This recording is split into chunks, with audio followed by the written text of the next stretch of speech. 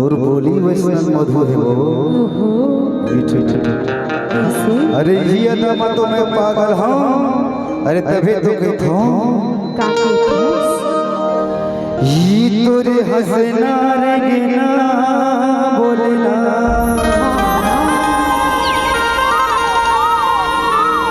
ये छातीला मारे सो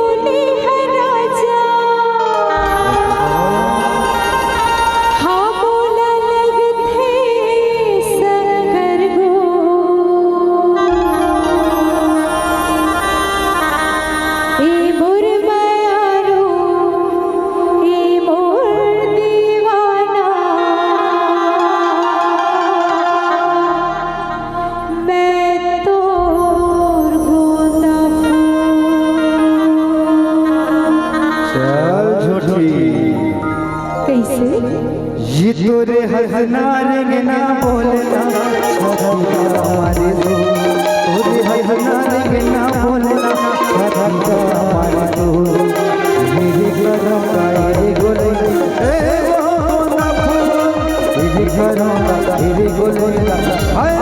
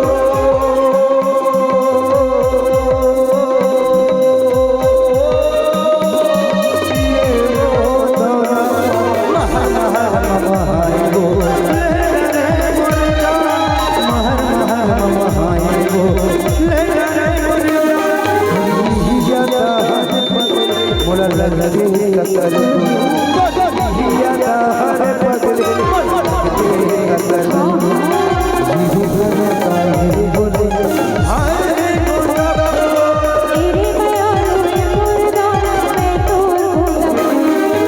हसना रे ना बोलना हकीला हसना रे ना बोलना हकीला